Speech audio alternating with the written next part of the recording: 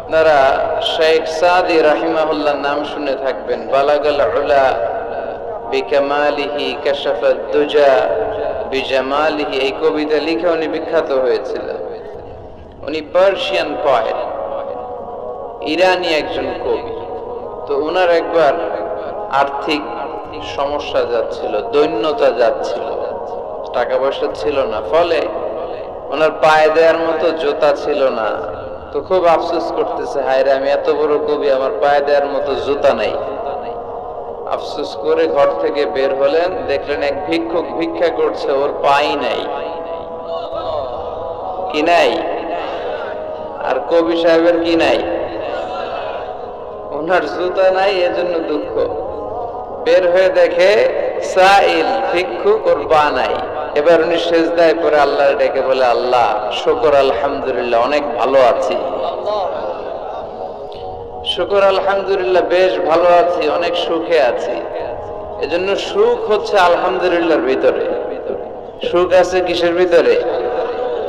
যে কোনো পরিস্থিতিতে আমরা থাকি না কেন, বিপদে আপদে, সকালে বিকালে, শীতকালে গ্রীষ্মকালে, আমরা কি করব? আলহামদুলিল্লাহ পড়ব। এর কারণ চাহিদার কোনো শেষ নাই। যার আছে যত বেশি, সে চায় তত বেশি। দেখবেন যার সাইকেল আছে, ও হুন্ডা চায়, চায় না? আরো নিচ থেকে যদি বলি, যার পা নাই, ও চায় আল্লাহ আমার যদি দুইটা পা থাকতো। কথা বলেন। পা নাই এরকম লোক আছে না এলাকায়? সে হেঁটে যাওয়া লোকদের দিকে তাকিয়ে থাকে, আর তার স্বপ্ন থাকে ওইটাই, আমার যদি পা থাকতো। হেঁটে হেঁটে হেঁটে যারা বাজারে যায়, স্কুলে যায়, কলেজে যায়, ওদের আফসোস যারা সাইকেল চালায় ওদেরকে দেখে, তাই না?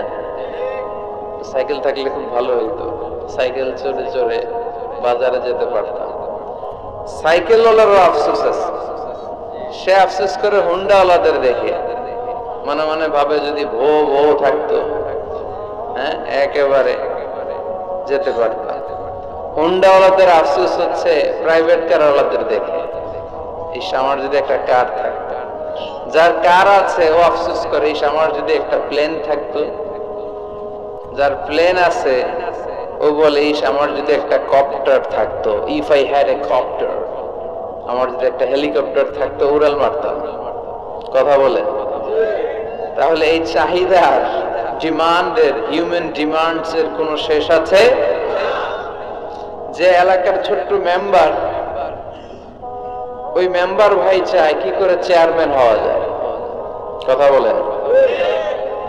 যিনি চেয়ারম্যান হয়ে গেলেন, উনি এবার ভাবে কি করে MP, member of the parliament হওয়া যায়, তাই না?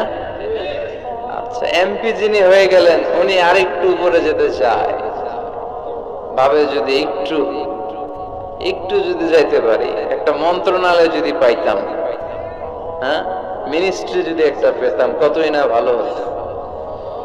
তো মন্ত্রী যিনি হইল, উনি, ওনার অনেক শখ, ইস আর একটা জায়গা বাকি, হ্যাঁ, কি নাম ওইটা? PM, prime minister. কিন্তু এই দেশে অসম্ভব।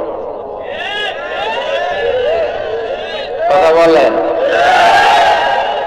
এই দেশে প্রাইম মিনিস্টার হওয়া যাবে? এক দুইজন, এদের মধ্যে ধাক্কাধাক্কি, এবং ওনাদেরকে মেনে নিতে হবে। আপনি বাঁচেন আর মরেন, ওনারাই প্রাইম মিনিস্টার। কথা বলেন। তাহলে এই কথাগুলো বলার উদ্দেশ্য হচ্ছে, হিউম্যান ডিমান্ডস এর কোনো শেষ নাই, আনলিমিটেড হিউম্যান ডিমান্ডস। এজন্য বিষ্ণু বললেন, লাউ আন্না লিকুল্লি ইবনি আদামা ওয়াদিয়ান মিন যাহাব আহাব্বা আইয়াকুনা লাহু ওয়াদিয়ান ওয়া লা ইয়ামলা ফাহু ইল্লা তুরাব।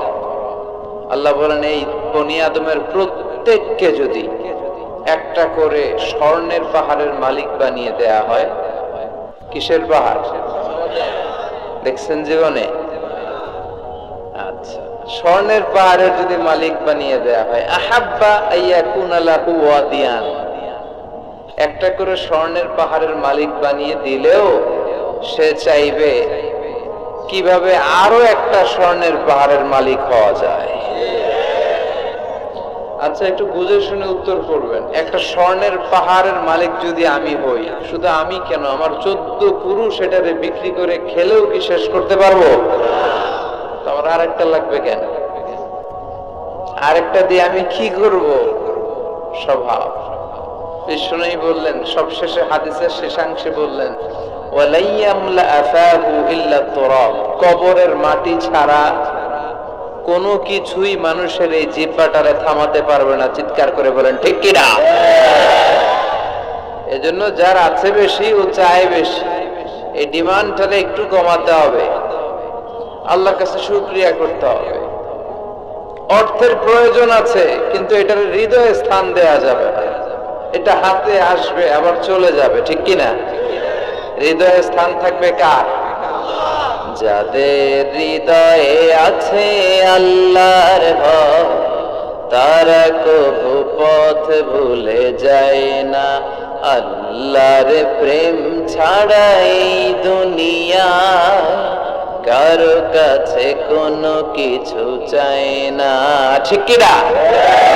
মুমিনের হৃদয়ে দরদ ভালোবাসা থাকবে একজনের জন্য। চিল্লায় বলেন তো তিনি কে? এজন্য আমরা যেন শুকরিয়া করি, আমরা যেন অভিযোগ না করি। দেখেন, আমরা যদি জিজ্ঞেস করি, ভাই আপনি কি চান, কি লাগবে আপনার, কার কি লাগবে, একজন বলবে আমি এটা চাই, আমার এটা নাই, আমি ওইটা চাই, ওইটা চাই, কত কিছু লাগবে আমাদের। কিন্তু ঠিক এই মুহূর্তে যে লোকটা হসপিটালের বেডে শুয়ে আছে, ক্যান্সারে আক্রান্ত, ক্যান্সার যার নেই কোনো অ্যান্সার, ওরে যদি জিজ্ঞেস করেন, ও বলবে আমার কিচ্ছু লাগবে না, আমি শুধু বাঁচতে চাই। ও কি চায়? আর আমরা অনেক কিছু চাই। এজন্য আমরা শুকরিয়া করব বেশি বেশি। শুকরিয়া করলে বাড়িয়ে দেয় কে? বিশ্বনবী দোয়া করতেন, আল্লাহুম্মা জাআলনি সাবুরা ওয়া জাআলনি শাকুরা ওয়া জাআলনি ফি আইনি সাগীরা ওয়া ফি আ'ইউনিন নাসি কাবীরা। আল্লাহ, আপনি আমারে ধৈর্যশীল বানান, আপনি আমারে শুকরগুজার বান্দা বানান। আল্লাহ, আমার চোখে আপনি আমারে ছোট বানান, গোটা বিশ্বের মানুষের চোখে আপনি আমারে বড় বানান। সবাই পড়ি আমিন। এজন্য সব সময় প্রশংসা করব কার? কম কম না বেশি বেশি? সব সময় শুকরিয়া করতে রাজি আছি তো? আল্লাহ সব সময় যেন আমরা তোমার শুকরিয়া করতে পারি, তুমি তৌফিক দাও। কথা বলেন। জট লাগায় নাকি জট খুলে দেয়? আলহামদুলিল্লাহ পড়েন। এজন্য কোরআনের সাথে যেন আমরা সম্পর্ক বাড়াই। We should increase the attachment with the holy book Quran. যতই সম্পর্ক বাড়াবেন, আপনার মর্যাদা বাড়াবে কে? সম্মানিত ভাইরা, খেয়াল করে বুঝবেন, সাইয়েদনা জিবরিল আলাইহিস সালাম এই কোরআন নিয়ে পৃথিবীতে এসেছিল, তাই তিনি হয়েছেন শ্রেষ্ঠতম ফেরেশতা। রমাদান আল মুবারকে আল্লাহ তাআলা এই কোরআনকে নাজিল করেছে, তাই রমাদান হয়েছে শ্রেষ্ঠতম মাস। বিশ্ব নবীর উপর আল্লাহ তাআলা এই কোরআন নাজিল করেছেন, তাই তিনি হয়েছেন বিশ্ব নবী। আমরাও যদি এই কোরআনের সাথে সম্পর্ক লাগাই, আমাদের মর্যাদাও এরকম আকাশচুম্বী করে দিবে কে? যেন কোরআনের সাথে অ্যাটাচমেন্ট বাড়ানোর দরকার আছে না নাই? প্রতিদিন যেন আমরা কোরআন তেলাওয়াত করি, প্রতিদিন যেন কোরআনের বঙ্গানুবাদ পড়ি। যা বলার সব বলা হয়েছে, নতুন করে আল্লাহ কিছু বলবে না। এজন্য কোরআন থেকে নূর নিয়ে যেন আমরা নিজেদেরকে আলোকিত করি। কোরআনের একটা নাম হচ্ছে নূর, একটা নাম কি? লিতুখরিজান নাস মিনাল যুলুমাতি ইলান নূর। এই কোরআনকে আমি পাঠিয়েছি অন্ধকারাচ্ছন্ন মানুষগুলোকে আলোর পথে নিয়ে যাবার জন্য। কোরআন মানুষকে আলোকিত করে, কোরআন মানুষকে জাহালাত বা অন্ধকার শিক্ষা দেয় না। এজন্য আসুন কোরআনের সাথে সম্পর্ক বাড়াই এবং নিজেদেরকে আলোকিত করি। আর এই কোরআনের যেখান দিয়েই আমরা কথা শুনি না কেন, বরকত আছে না নাই?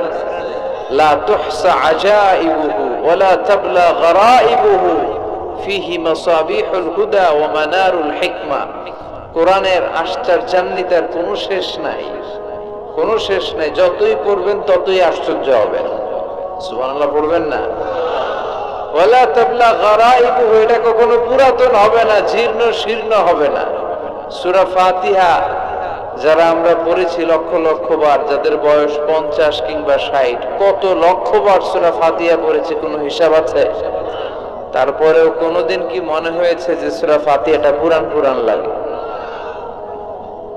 60 বছর ধরে সূরা ফাতিহা দিয়ে শুরু করছি নামাজ, কালকে থেকে কুল হুয়াল্লাহ দিয়ে শুরু করব, এরকম কেউ বলে? কোরআন পুরান লাগে? চির নতুন, এভারগ্রিন, সবুজ, চির সবুজ, চির নতুন, এটা কখনো পুরাতন হয় না।